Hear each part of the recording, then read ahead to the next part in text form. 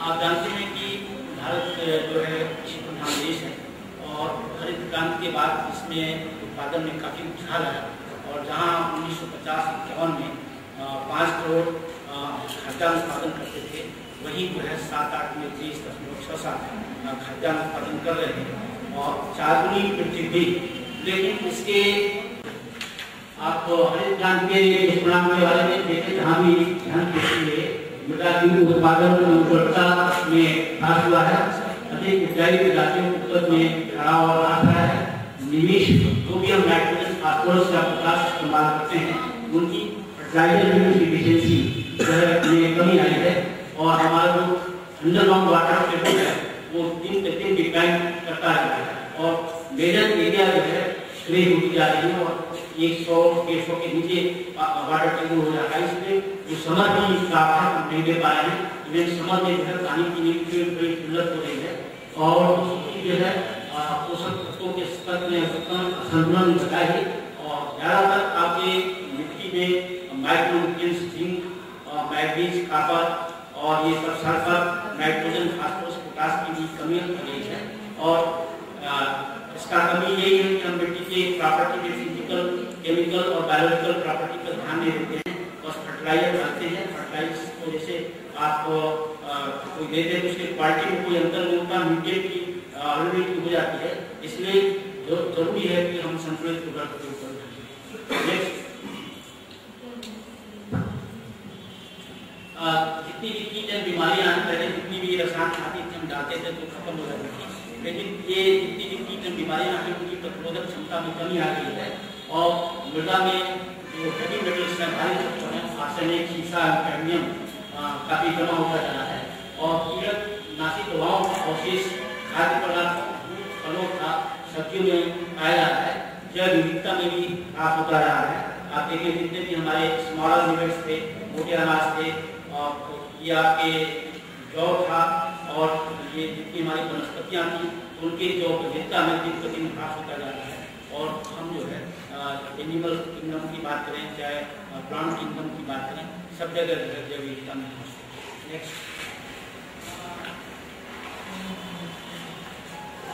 Next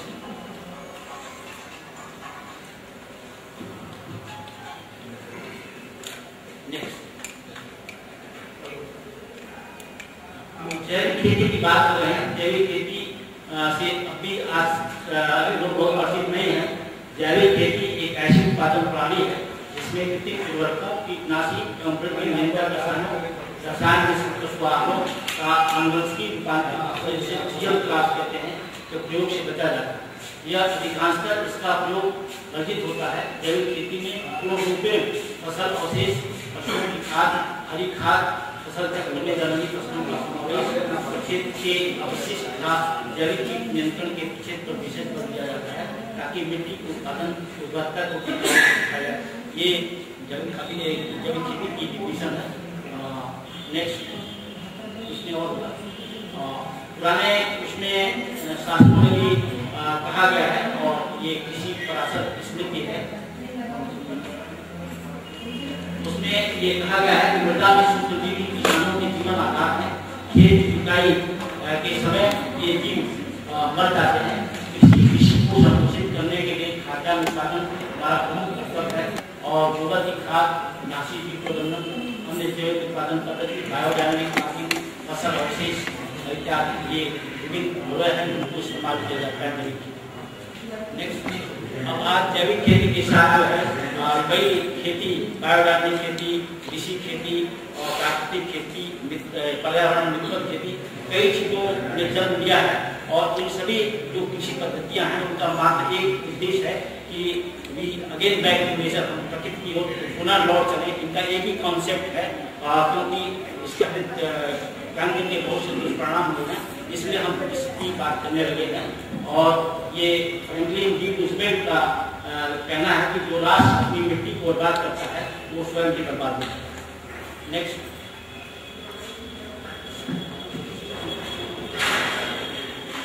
biodynamic खेती की बात करें।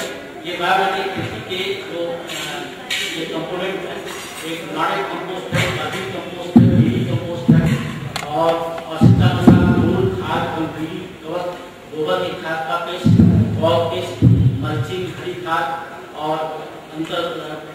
अंतर्वर्ती फसलें और ये बीडी डिफ्रेंटिफिकेशन है, CPT, काउपैटी, DP 500 और ये सब जो है कंपोनेंट्स हैं। इसको कि ये बायो डायनेमिक का मतलब ये होता है, बायो ने जीवन, डायनेमिक में ऊर्जा, जीवन ऊर्जा पर जो खेती आधारित होती है उसको बायोडायनेमिक खेती। बहुत धीरे धीरे चलेंगे ना। अब ये भारत में जैविक खेती की संभावना पर हम विचार करेंगे कि भारत की जलवायु जहाँ 100 से 1000 मिलीमीटर प्रति वर्ष वर्षा होती है, हमारी पारंपरिक खेती पद्धति का जंगल है, यह शुष्क एवं मैदानी क्षेत्रफल है, 60% रेनफेड एरिया है, पर्वतीय एवं जनजातीय क्षेत्र जहाँ अब भी जैविक खेती की प्रबल संभावना है, ऐसे क्षेत्रों में अब भी रसायनों उर्वरकों का जो प्रयोग होता है या नहीं होता है। भारत में 70 ऐसे जनपद हैं जहाँ पर 25 किलोग्राम प्रति हेक्टेयर NPK का इस्तेमाल हो रहा है। अतः ये क्षेत्र अभी जैविक खेती के उपयुक्त हैं।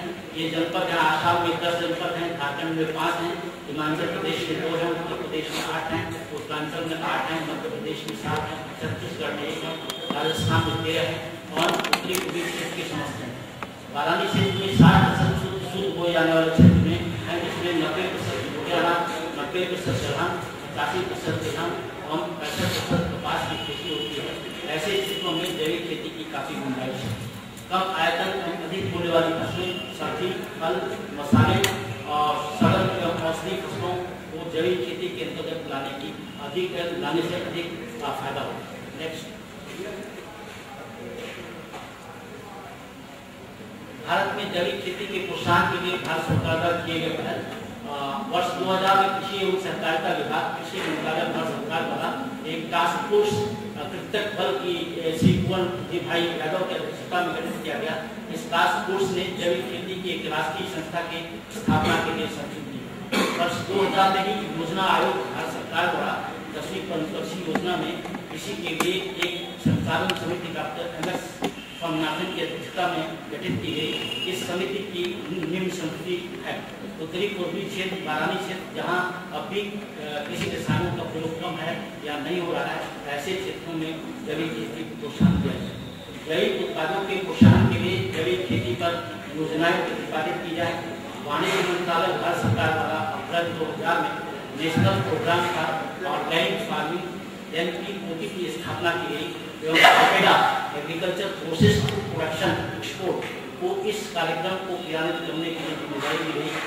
NPOP के अंतर्गत निम्न बिंदुओं पर विशेष बल दिया गया: जैविक उत्पादों एवं उसके प्रसंस्करण के बाद निर्यात के लिए national standard for organic production NSOP को निर्यात के लिए भारतीय जैविक लोगो शब्द चिन्ह की को प्रोत्साहन दिया।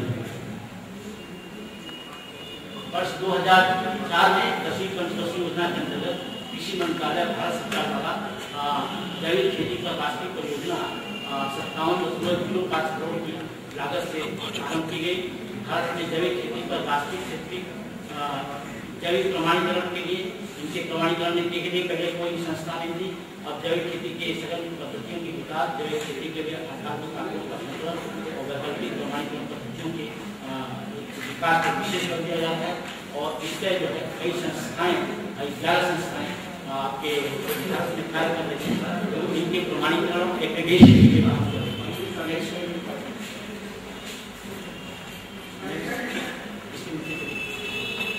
ये है इंडोसर्ट, ये कोचिंग में है और ये स्काल बंगलौर में, IMO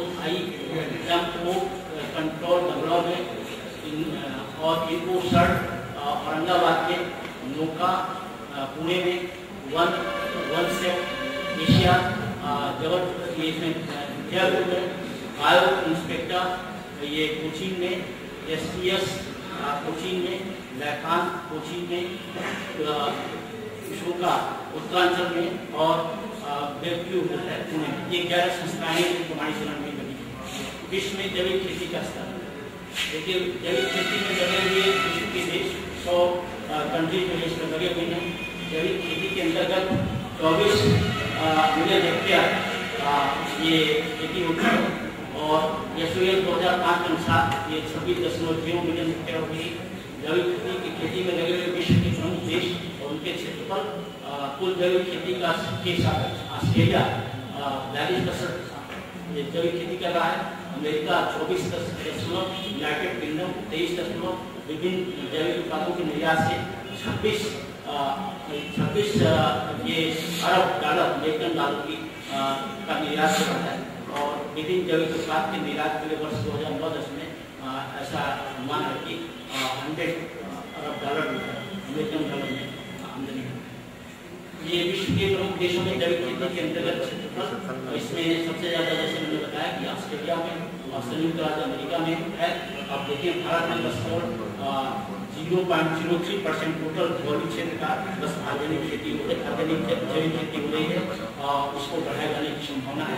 और जैसा मैंने बताया कि जो रेन फेड एरिया है और जो पर्वतीय और जनजाति वाले क्षेत्र हैं इसकी संभावना है।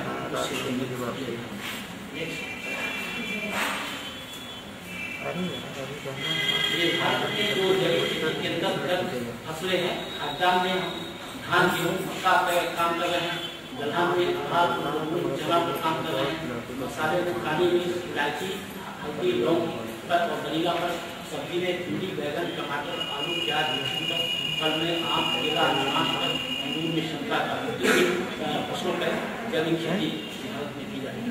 नेक्स्ट,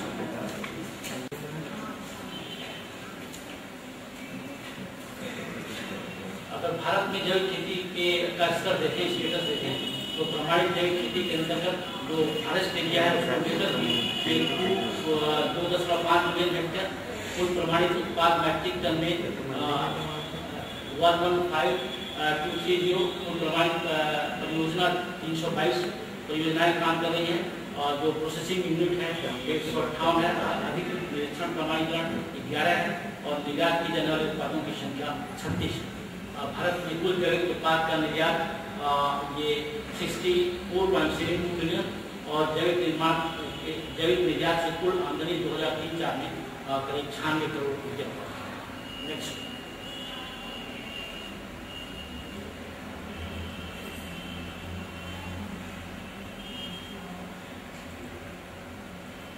ये भारत में जितनी भी ये जैविक खेती की बात करें तो महाराष्ट्र, गोवा और आपका ये जम्मू एंड कश्मीर तीन में सबसे ज्यादा जैविक खेती हो रही है। और भारत सरकार ने सिक्किम और उत्तरांचल 2 स्टेट को जैविक राज्य डिक्लेयर किया है, जहाँ पर ऑर्गेनिक फार्मिंग के जैविक खेती के प्रोत्साहन देने की ये काफी गुंजाइश है। और आपके इसमें सबसे ज्यादा ये तीन है महाराष्ट्र, जम्मू और कश्मीर और जो है अरुणाचल प्रदेश में और सिक्किम राज्य में। नेक्स्ट,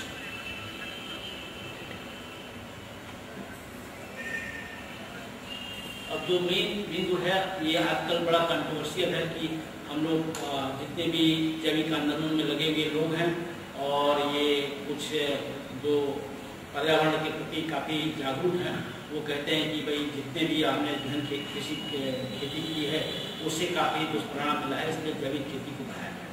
और जहाँ तक भारत की जनसंख्या का आप ख्याल रखें तो हम जैविक खेती जितने भी स्रोत हमारे पास हैं वो 25% से ज़्यादा ऑर्गेनिक सोर्सेज से ये दे नहीं सकते और 75% आपको इनऑर्गेनिक जो अजैविक स्रोत है उन पर निर्भर करना पड़ेगा।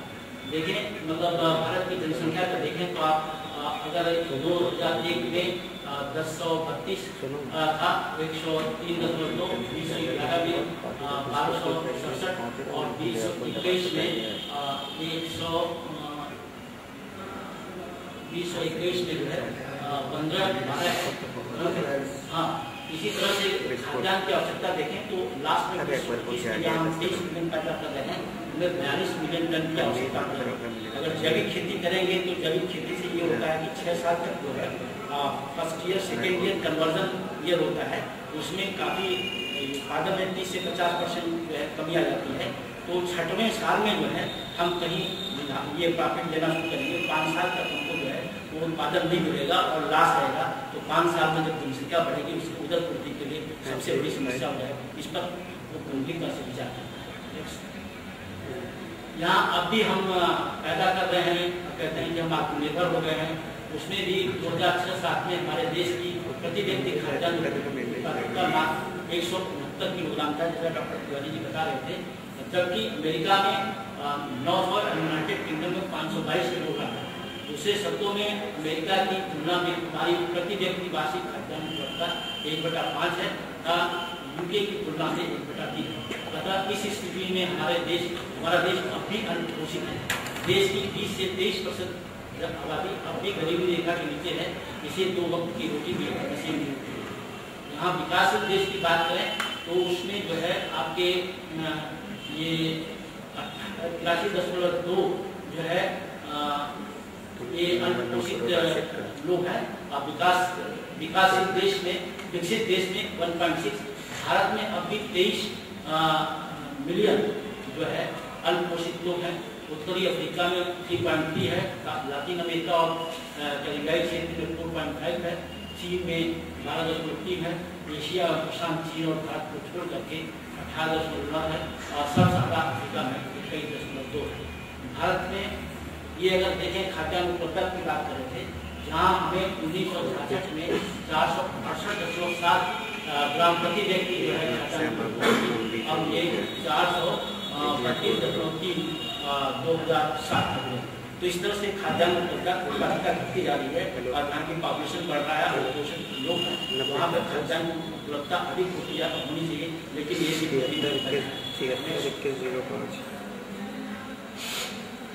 भारत में हम ये स्टेटस की बात कर रहे हैं। वर्ष 2000 में उर्वरक द्वारा मिट्टी के एक तत्वों का संगठन लगभग 1.8 करोड़ टन का फसलों द्वारा निष्कासन 3.75 करोड़ टन होगा तथा भूमि में लगभग 0.81 करोड़ टन पोषक तत्वों का ऋणात्मक संतुलन वर्तमान में हमारे देश में विभिन्न जैविक स्रोतों के पोषक तत्वों की 0.67 करोड़ टन है, जो 2025 में 0.71 करोड़ टन है। इससे ज़्यादा हमारे पास जैविक स्रोत नहीं है जो हम जैविक खेती में लगा सकें। अतः किसी भी तरह जैविक खेती के से मात्र 25% पोषक तत्वों की पूर्ति हो जाएगी। शेष 75% पोषक तत्वों की उपलब्धता के लिए हमें जैविक स्रोतों पर ही निर्भर होना पड़ेगा। अतः भविष्य में मृदा उत्पादकता एवं गुणवत्ता में टिकाऊ को लाने के लिए हम जैविक स्रोतों के समन्वित प्रयोग पर देखना पड़ेगा, तभी पोषक तत्वों के ऋणात्मक अनुसार को पूरा करना। नेक्स्ट देखिए, भारत में जो जैविक संसाधनों का स्तर है, हरी खाद जो है 2.2 मिलियन हेक्टेयर में बोई जाती है, जिससे 1 मिलियन टन पोषक तत्व मिलता है। गोबर की खाद 500 मिलियन टन है और जिससे 1.50 मिलियन टन खाद मिल सकता है। फसल अवशेष से 300 मिलियन टन फसल अवशेष होता है और जिससे कि 1.5 मिलियन टन ये पोषक तत्व मिल सकता है। कंपोस्ट से 2 मिलियन टन ये 2 मिलियन टन जो है ये आपूर्ति हो सकती है। वाहित बल्क एवं गोबर से 0.2 मिलियन, गोबर गैस पंप से 0.30, जैव और बायो फर्टिलाइजर 10,000 मेट्रिक टन का उत्पादन होता है। इससे 0.24 मिलियन टन जो है उत्पादन हो सकता है। किसी भी हालत में हमें ये 0.67 मिलियन टन से ज़्यादा ये उत्पादन नहीं है। और जितने भी पोषक तत्व हैं ये आर्गेनिक रिसोर्सेज हैं, उसमें पोषक तत्वों की मात्रा बहुत कम होती है। लेकिन नाइट्रोजन का है 0.5 से 2% और E2O5 का 0.5 से 1% और E2O का है 1.5 to 2%।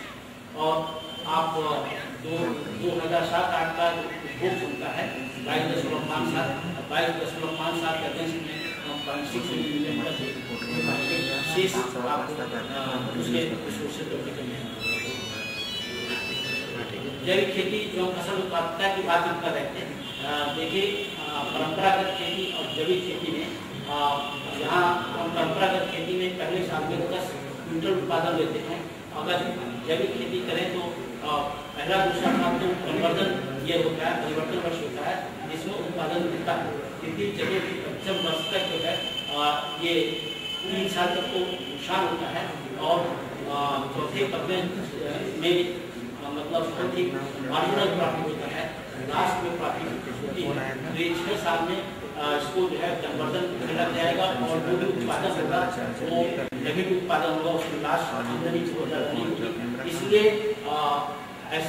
ऐसे ही जो क्षेत्र है जहाँ पर फर्टिलाइजर नहीं डाले जा रहे हैं या बिल्कुल कम डाले जा रहे हैं, जिसमें कन्वर्जन करने की जरूरत नहीं है, आप सीधे ऑर्गेनिक फार्मिंग कर सकते हैं, ऐसे क्षेत्रों को लेने की आवश्यकता है। नेक्स्ट,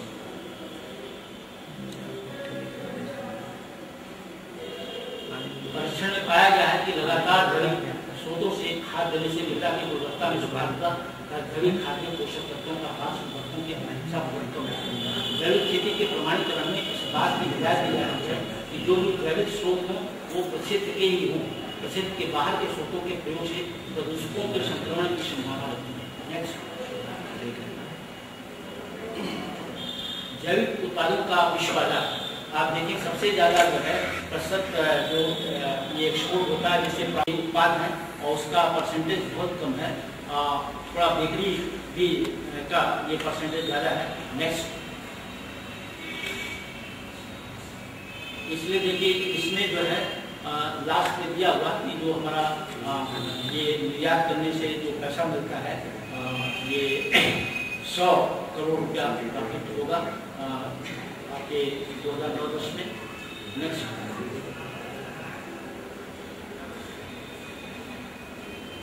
देखिए अभी जैविक खेती और अजैविक खेती में बहुत ही पहल हुई है। ऐसे बहुत चीज़ें ऐसी हैं जिसमें जब तक कोई मतलब हम रिवैलिडेट करके कोई ये एक्सपेरिमेंट करके ये रिजल्ट नहीं पा जाते हैं तब तक कुछ कहना मुश्किल है। जितने भी जैविक आंदोलन में लगे हुए हैं NGO इत्यादि जो इको फ्रेंडली फार्मिंग की बात करते हैं या ये प्राकृतिक खेती की बात करते हैं, उनका ये मानना है कि जैविक खेती का मुख्य उद्देश्य कृषि उत्पादकता में टिकाऊपन के साथ साथ पर्यावरण में भी संतुलन बनाए रखना है। जैविक आंदोलन में लगे हुए लोगों का मानना है कि जैविक उत्पादों का स्वाद अच्छा होता है एवं बेहतरीन गुणवत्ता वाले होते हैं, इन उत्पादों में पोषक तत्वों की मात्रा अधिक होती है, जैविक खेती पर्यावरणीय विध्वंस होता है तथा जैविक खेती के लिए मिट्टी की गुणवत्ता में सुधार होता है। इन सभी तत्वों पर कृषि वैज्ञानिक एवं जैविक आंदोलन में लगे स्वयंसेवी संस्थाओं के बीच एक लंबी बहस चुकी है। जब तक इन पहलुओं पर तथ्यपरक शोध नहीं हो जाता तब तक कुछ भी करना मुश्किल है। ये एक विचार है किसी साइंटिस्ट की। जैविक खाद किसी व्यक्ति विशेष या उद्यमों की रुचि पर निर्भर करता है। यदि कोई व्यक्ति जैविक खेती व्यावसायिक विचार या अधिक उत्पादन लेने के लिए करता है तो ऐसा करने के लिए वो स्वतंत्र है। जैविक खेती एक विपणन औजार है जो पारंपरिक खेती का स्थान खाद्य सुरक्षा के दृष्टिकोण से नहीं ले सकता। अतः बढ़ती हुई जनसंख्या के उदर पोषण एवं खाद्य सुरक्षा के लिए जैविक खेती का जोखिम नहीं ले सकता। नेक्स्ट, जैविक खेती के संबंध में जो सुझाव है वो इसको एड्रेस करना चाहिए। एक तो इसके डोमेस्टिक बाजार जो है घरेलू बाजार का विकास करना चाहिए। नहीं हम उत्पाद जो पैदा करेंगे उसको जो आम किसान है कैसे उसको मार्केटिंग करेगा, तो इसके लिए जो है मार्केटिंग नेटवर्क जो है आपके लोकल स्तर पर मार्केटिंग की इसकी व्यवस्था की जानी चाहिए। नहीं तो आप पैदा करिए पता चला कि बिका नहीं और प्रमाणित नहीं या कई कारण है उसको जैसे रिजेक्ट हो गया माल तो उससे किसानों का वैकल्पिक प्रमाणीकरण पद्धति का विकास करना चाहिए। जो समन्वित पोषक तत्व प्रबंधन की बात कर रहे थे इसमें बिल्कुल मेरा अपना मानना है कि एकदम बिल्कुल जो है केमिकल्स को वर्जित नहीं करना चाहिए। इससे उत्पादन में बहुत गिरावट आएगी और जो उत्पादन लेना है तो 42 मिलियन टन 2050 तक वो हम नहीं ले पाएंगे और जो जनसंख्या बढ़ रही है उसका भी उधर पोषण नहीं हो पाएगा। और ग्रीन वेजिटेबल्स जो ग्रीन ये फूड्स हैं उनके प्रमाणीकरण पर ज़्यादा उनके पेरिशेबल आइटम्स होते हैं, सब्जियाँ हैं फल हैं सप्लाई कर रहे हैं, तो इसका मतलब जितने भी ग्रीन वेजिटेबल्स हैं या ग्रीन पदार्थ हैं इनके प्रमाणीकरण की तुरंत व्यवस्था होनी चाहिए और जो भी उन पर रिकमेंडेशन या उनको रिकमेंड किया जाए तो उसमें कोई देर नहीं होना चाहिए, अन्यथा जो है ये पेरिशेबल आइटम्स हैं समाप्त हो जाएंगे फिर कोई। जैविक खेती में ऐसे समीपस्थ क्षेत्रों का केंद्रीकरण जहाँ रासायनिक निवेशों का कम से कम हो रहा है या नहीं हो रहा है। जहाँ आप जैविक खेती करना चाहते हैं मैंने बताया कि जो ये रेनफेड एरिया है जहाँ वर्षा आधारित खेती होती है या पर्वतीय क्षेत्रों में बिल्कुल उर्वरक नहीं डालते हैं, जो जनजातीय क्षेत्र है और जैसे सिक्किम है उत्तरांचल है ऐसे एरिया है वहाँ पर इस चीज़ को बढ़ावा देने की जरूरत है और वहाँ पर इसका अच्छा ये प्रोडक्शन करके अच्छा मार्केट उठाएंगे और अच्छा फायदा।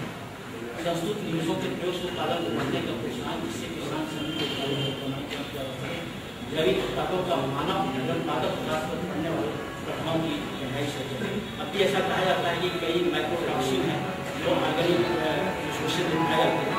अगर वो माइक्रोटॉक्सिन आपके किसी भी पदार्थ में आ गए तो अगर बाहर भेजते हैं तो वो कंसाइनमेंट इफेक्ट हो जाता है। तो माइक्रोटॉक्सिन का कोई सोल्यूशन न होने पाए, इसलिए इनके भी अच्छी बैच होनी चाहिए जहाँ पर इसकी एक्सेस करके ये सब चीज़ों के सब पहलुओं के तथ्य पर जाँच की जानी चाहिए। जैविक खेती के बारे में किसानों को विभिन्न प्रचार प्रसार माध्यम आकाश